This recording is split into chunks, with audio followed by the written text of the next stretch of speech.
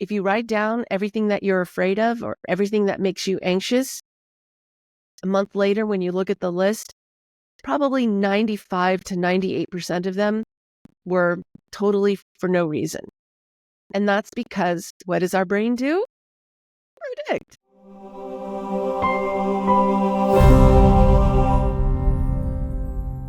In this episode, we will understand the flavors of emotions. Helping us with this is an author and a sensory perception and emotion management strategist. Welcome to the show, Kim. How are you doing? I am fantastic. How are you? Thank you so much. I'm doing good.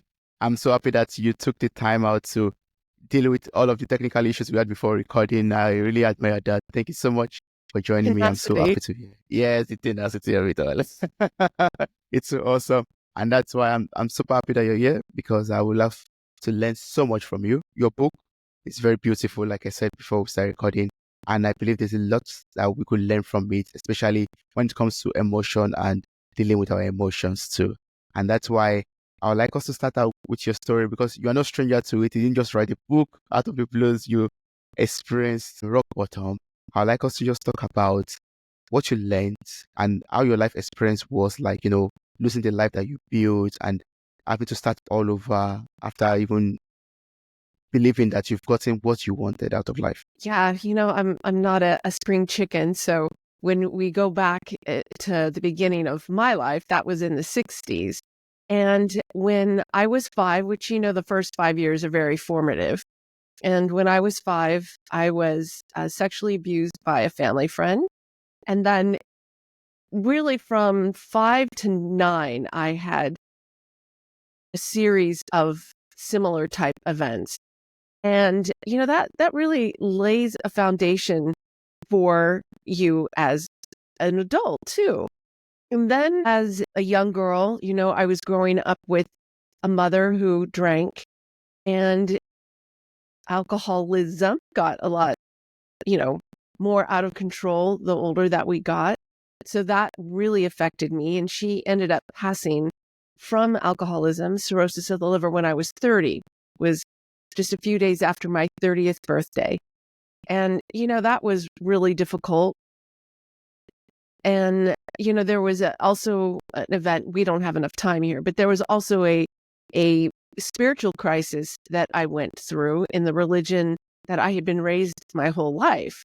So when I met my first husband, the how kind of I say is my rock bottom, I had already experienced like a lot of stuff that was pretty rough. And I was just like in need of someone to love me and to take care of me and to protect me, because I was very vulnerable at that time. And he seemed like the one. I, excuse me one sec, I'm gonna take a sip of tea. No problem. Yeah, I mean, that's so profound, like having to go through all of that, yeah.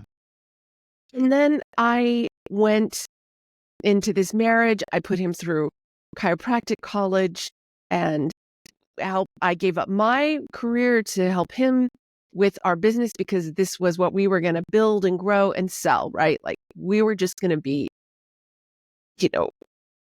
set to retire young and just be all energetic and have a great life. But he ended up having an affair with a woman that I had hired to work our front desk, because we had 2 businesses. We had his chiropractic practice, and we had a complementary practice not practice, but a business. It was a running shoe store, because we worked a lot with runners. So gait was important, and proper shoe fitting was really important to prevent injury. And so that's what we did. And we hired this woman, and what's not to fall in love with her? She was very personable and I loved her, but he fell like in love with her and had an affair for, gosh, I would say almost a year.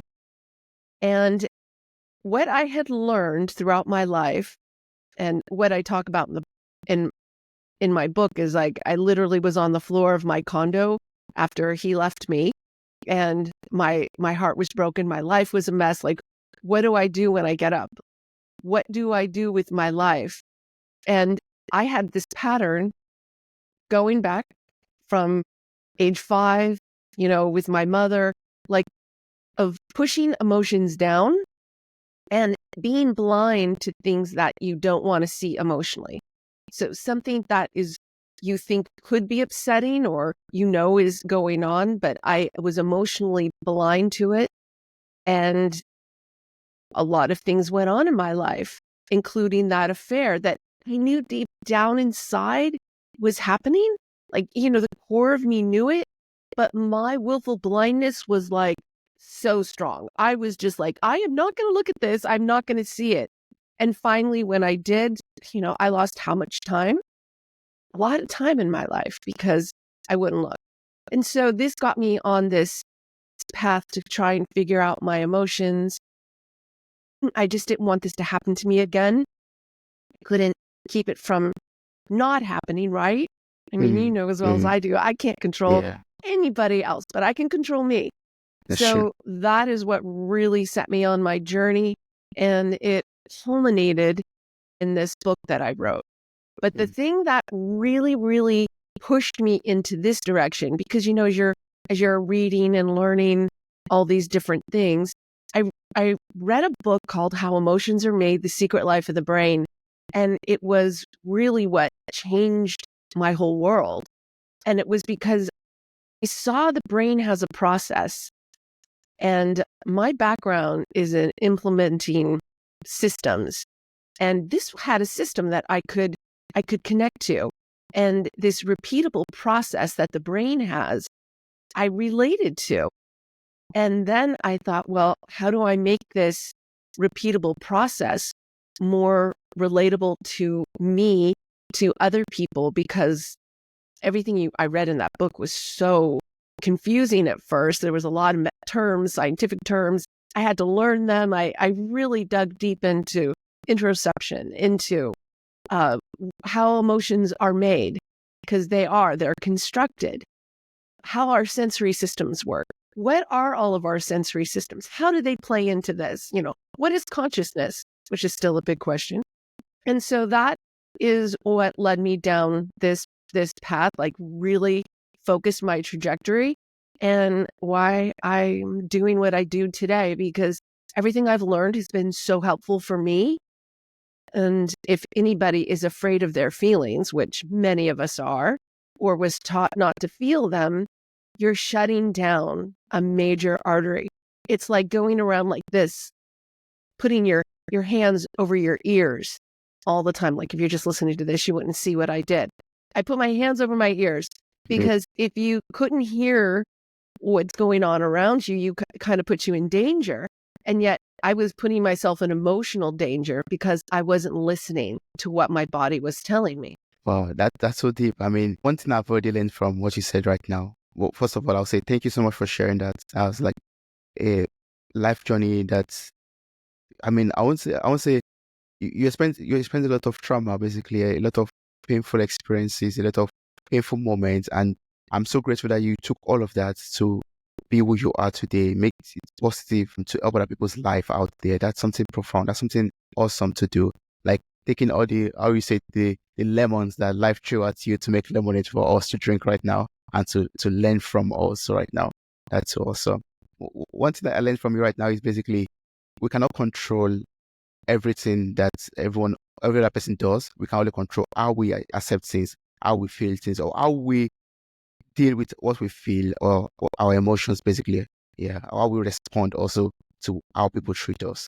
Yeah, that's really deep. I would like also to jump into your book already because you already talked about it in a bit. Methods, our approach to managing our emotions, and you documented all of this in your book, which is titled Yucky Yummy Savory Sweet. So I would like you to tell us how you came up with the approach that you came up with to emotion management and how we could also make use of it. Yeah. So the full title, because it doesn't always make sense with just the first part, it's called Yucky Yummy Savory Sweet, Understanding the Flavors of Emotions.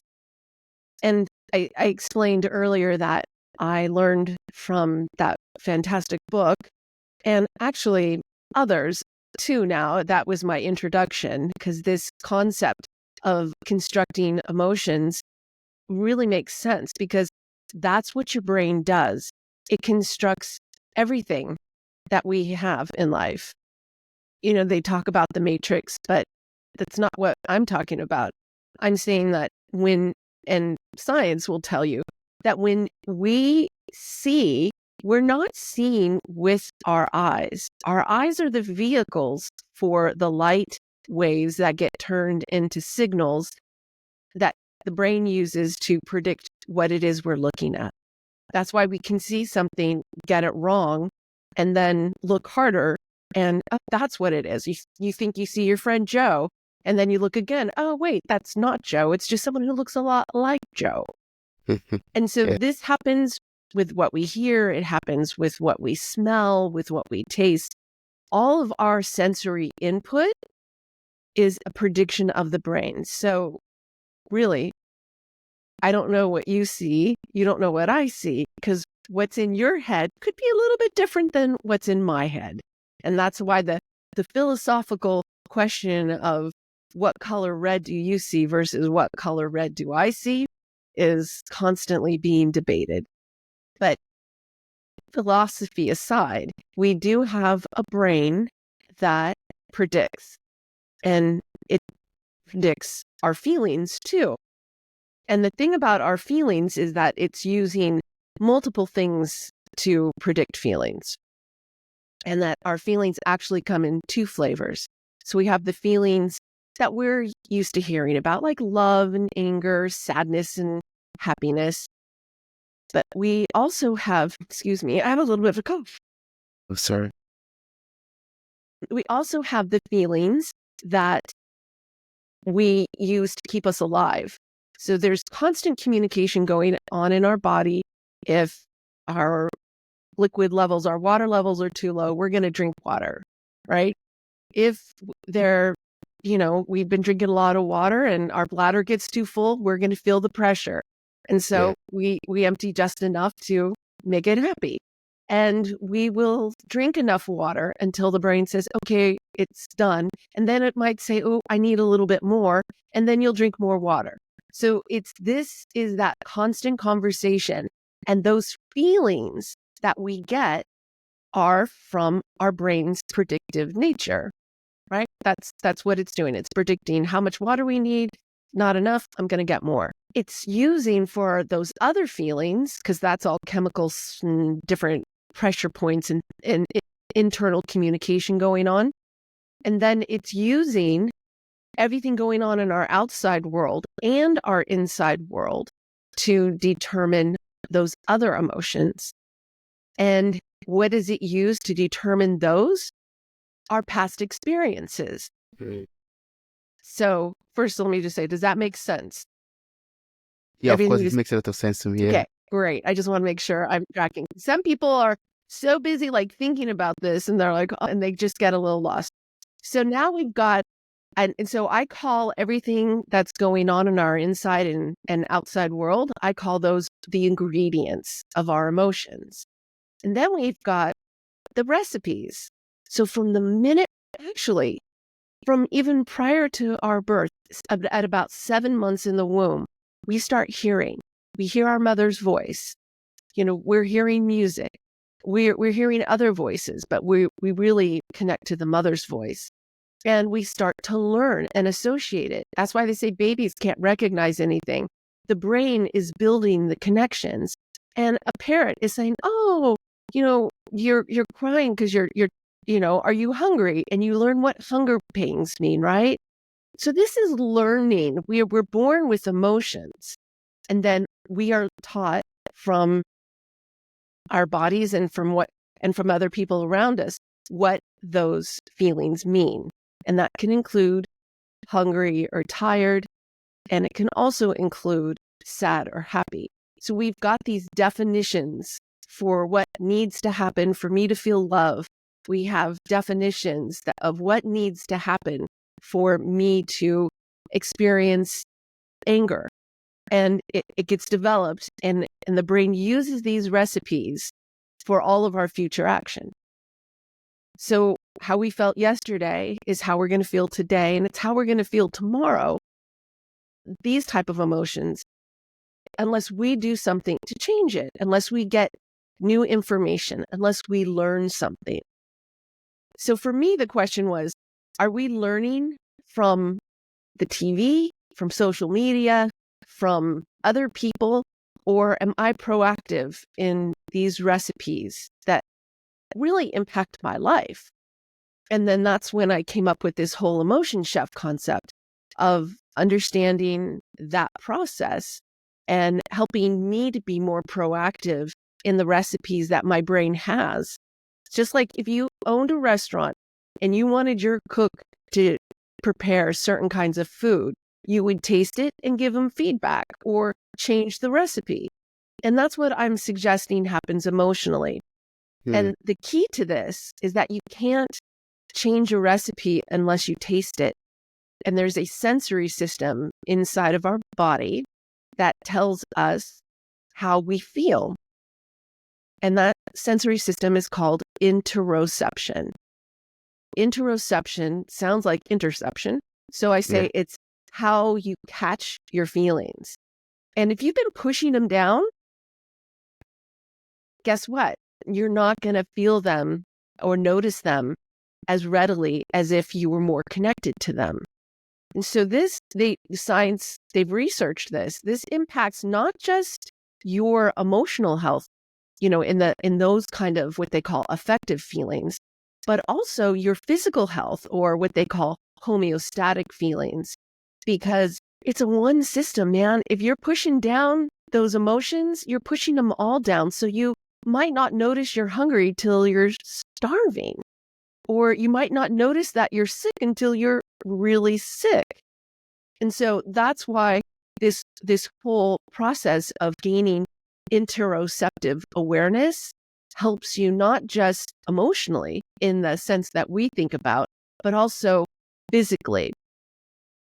There's another benefit to it too, is that when you can recognize and regulate your emotions better, there's a 1-to-1 correlation between the emotions and its impact on your immune system.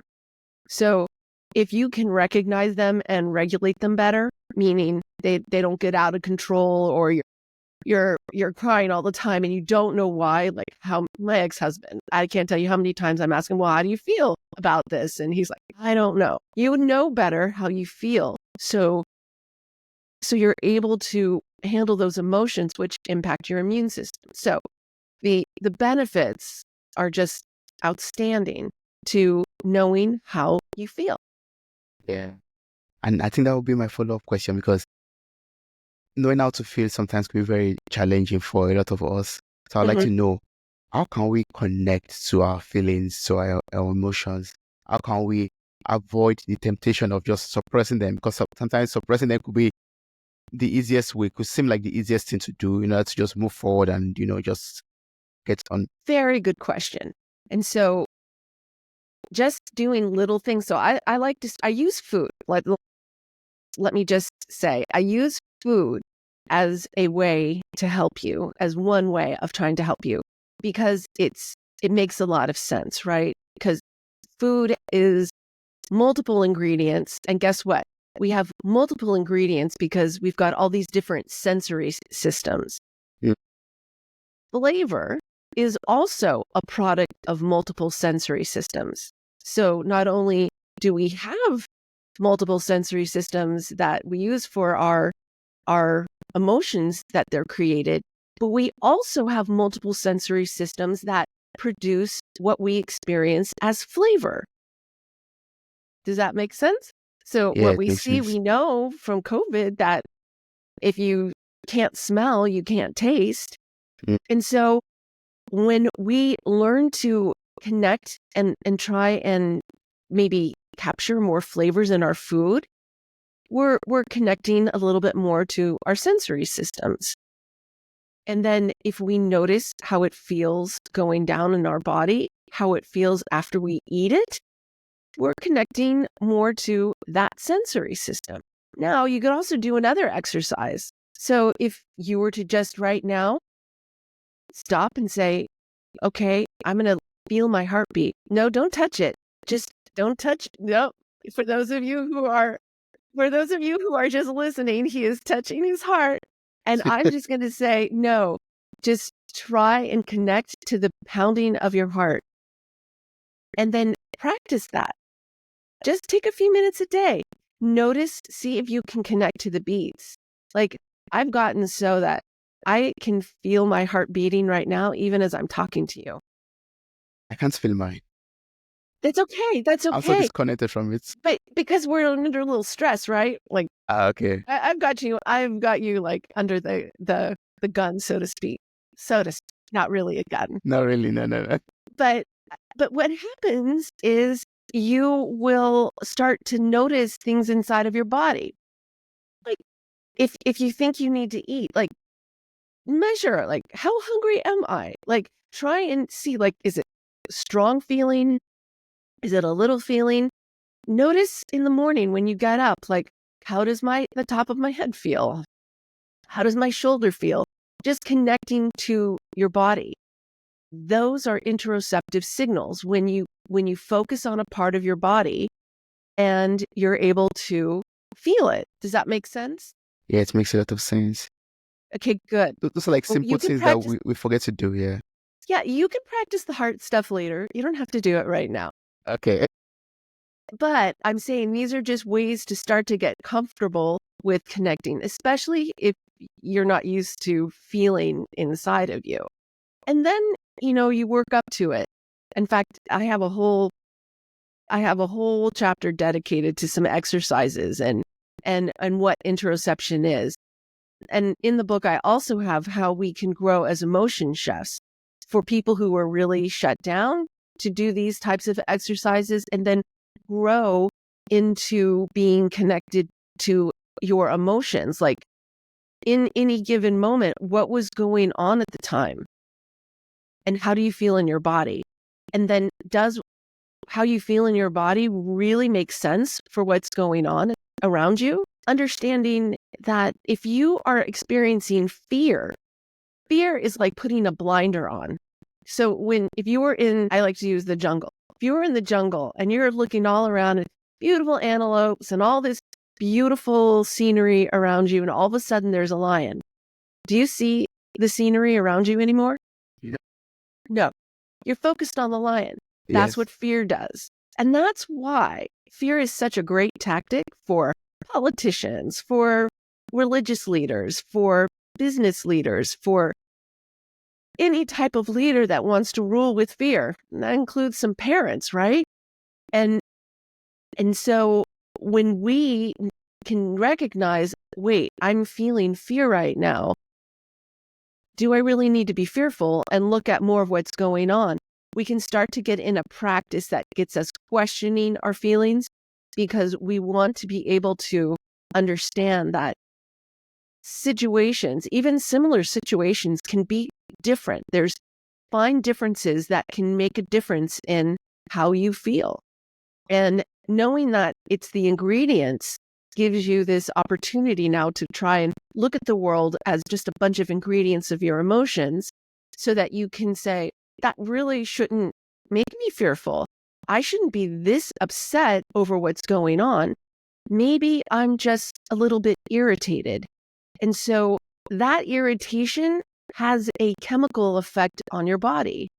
So there's levels of cortisol. There's levels of all these quote unquote fight or flight chemicals that your body releases. And so you're actually getting less of it when you're in a irritated state versus an enraged or angry state. So these are all health benefits, and that helps to develop emotional granularity.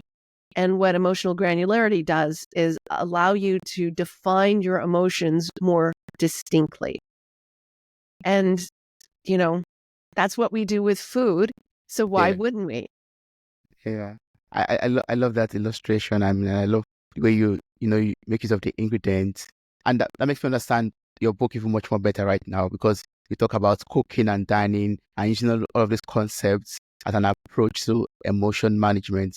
So if we say this food is too salty, next time we know, okay, how to manage the salt, how to reduce it, or, make it much more appropriate so that it tastes much more better later. And that way, if we take that into our emotions too, it helps us to understand how to deal with fear, how to deal with anger, how to deal with, how we respond or react to things around us. Yeah. And I think what I really drive towards is it really what we're experiencing? So if you think about it, we're using some old recipes. We're using things that we have learned yesterday, day before, maybe from the time we were 5, right? Pushing down emotions. I still have to work at facing difficult situations, but I'm more aware of it. And it's not about being perfect at it. It's about being more aware. And so when we understand that our recipes that we're using today, just like how my grandmother used to cook cornbread with lard. And I mean, this lady was from the South, and she cooked probably something that would cause most people a heart attack. Both grandparents had strokes, right? And so we know now today what's healthier for us than before. And the same is true of emotions. So I don't think we should sugarcoat emotions. I don't think, if a turdy situation presents to us, I don't think we should frost it just to make it more palatable. I think we examine it to say, is it really a turd?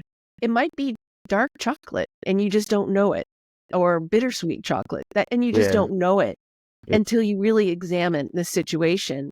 And if it really was a turd, then if you're going to take that emotion, turn it into frosting. Don't frost it, turn it into frosting. What can I do from this situation to learn so that I don't either put myself in it, or when these type of people, come into my life, or this type of situation comes into my life, I'm more aware of it, or I have compassion for them because maybe they have a pretty crappy life.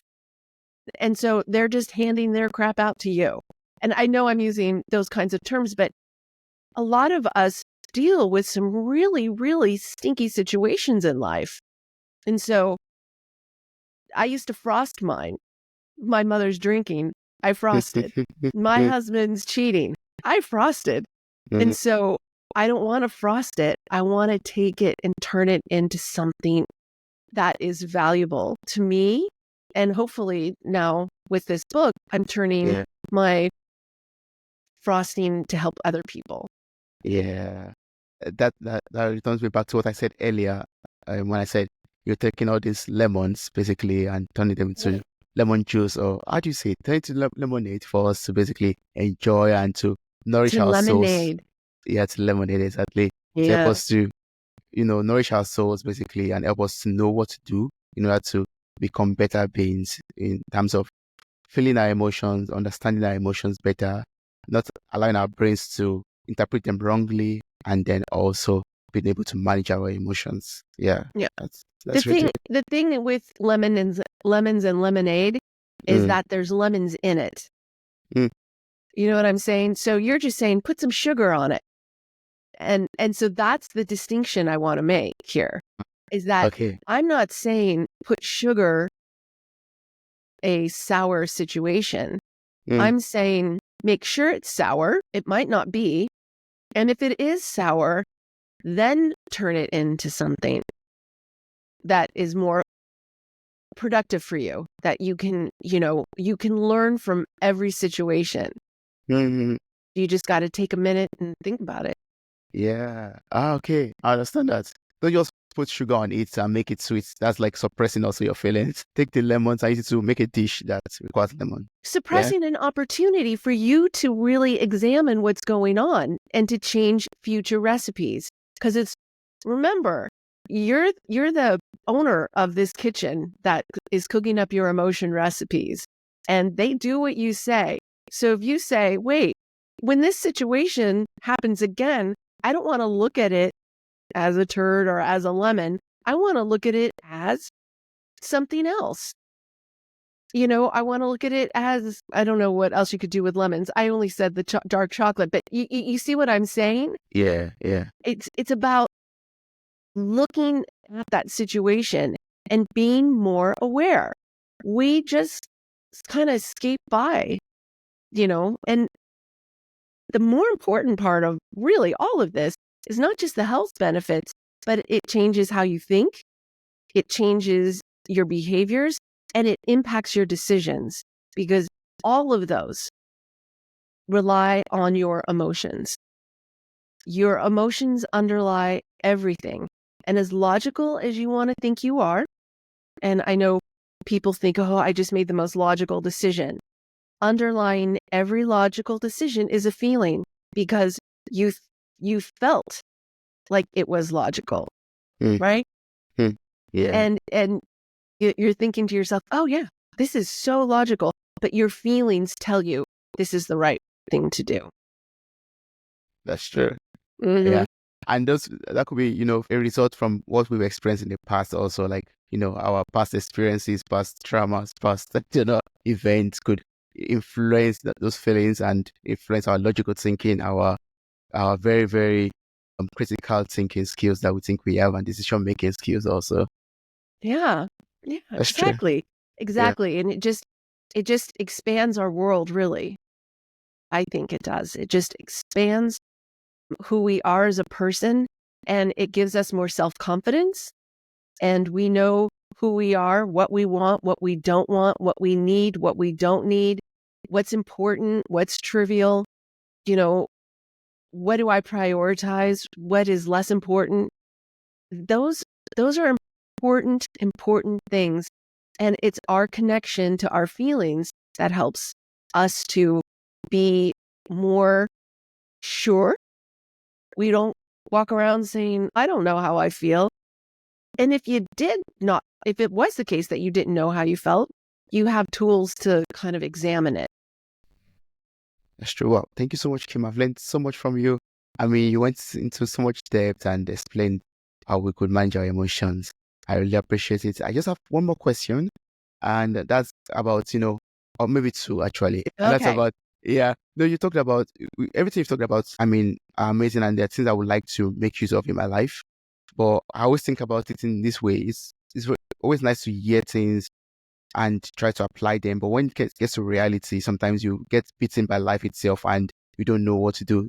And then sometimes it requires some intentionality, it requires some resilience also. And that's why I would like to learn how we could be resilient in terms of our emotions, how we be resilient in terms of how we manage our feelings. Resilience comes in that time period between the feeling and the action, and Mm, and how you reaction. So to very, be able to react to things, you want to have that emotional cushion, right? Because, you know, I used to own a running shoe store. And so if you want to be a resilient runner, you want to have a good sole of that shoe to help you not only keep from injury, but to bounce better, right? Like mm, it literally helps you. yeah, And so your ability to connect to those feelings and to be open to connecting to the feelings and examining them, that's what builds the resilience. So it's being able to identify them. So yeah, in moments, and I want to say that, with everything, there's no quick fix. If it could be fixed quickly, sorry for mm, that.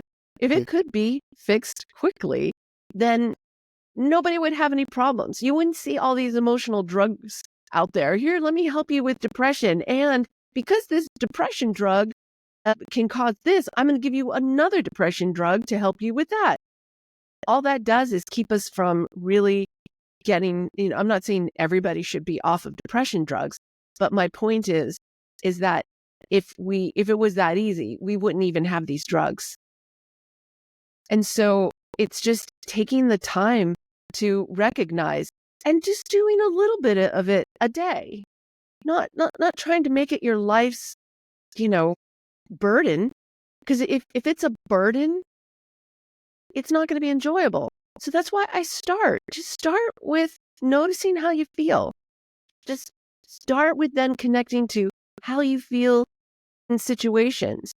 You know, for so many, just being able to notice, ingredients in food might take a little time. or feeling their heartbeat. It could take a little time. Do it. Take it. Take all the time that you need, but don't stop yourself because you're afraid. As long as you're working on it without fear, but when the fear comes up, that means, oops, I need to take another step forward.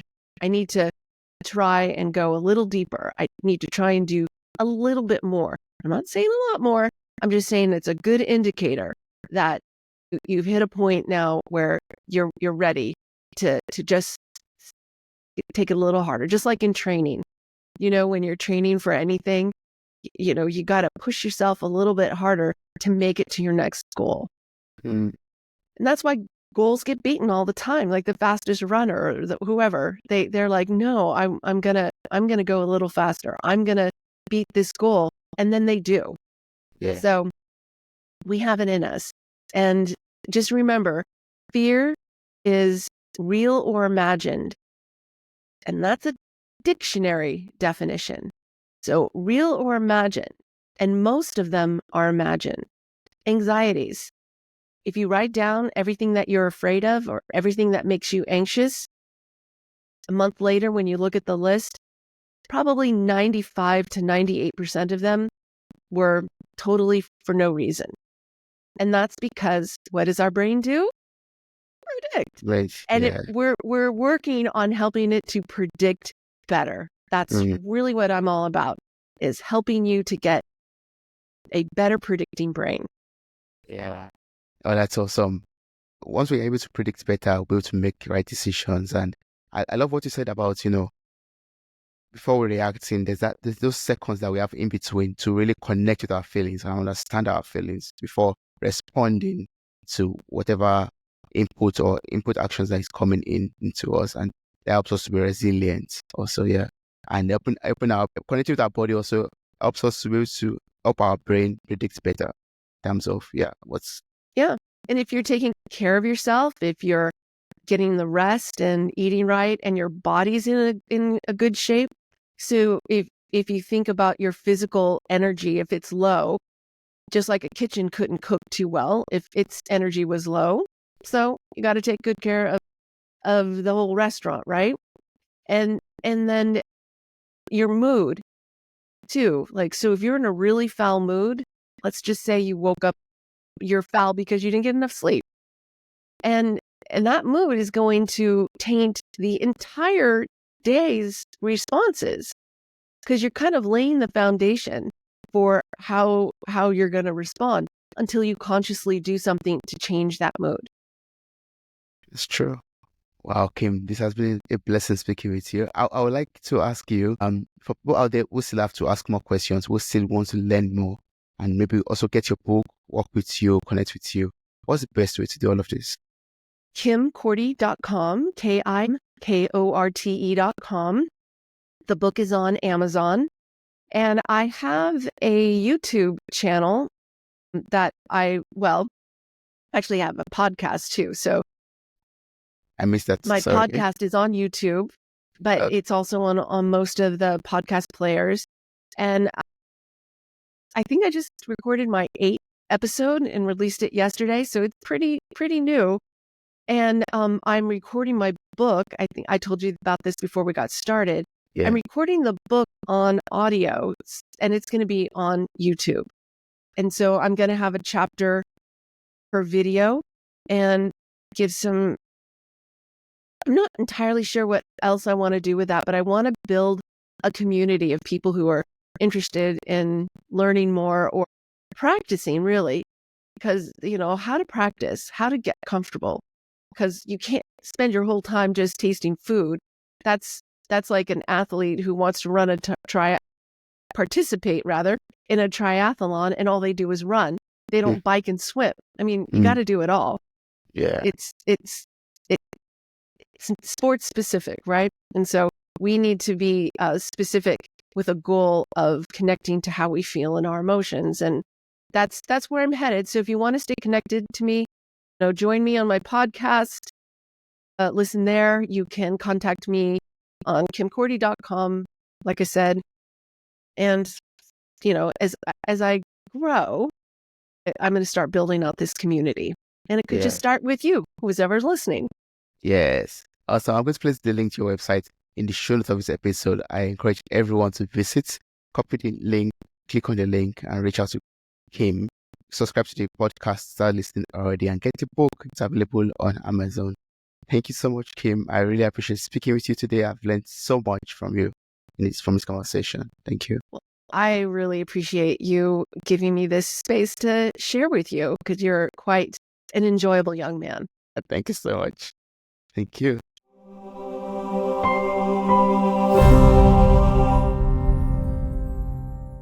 Hey there, podcast enthusiasts. Are you ready to add a little sparkle to your day? If you're loving the insightful conversations and captivating stories on Mirror Talk Podcast, here's a friendly nudge to hit that subscribe button. By subscribing, you'll never miss out on the empowering messages and thought-provoking discussions we bring to your ears. But wait, there's more. We're all about spreading positivity and inspiration, and you can be a part of it too. How? By sharing the love with your friends and family. Share this episode with your loved ones, and let's create a ripple effect of empowerment and growth together. And hey, if you've been enjoying what you hear, why not take a moment to leave us a glowing 5-star review? Your feedback fuels our passion to keep delivering content that resonates with you. So hit that subscribe button, share the love, and leave us a review. Let's keep the conversation going and spread the Mirror Talk magic far and wide. Thanks for tuning in, and remember, your support means the world to us.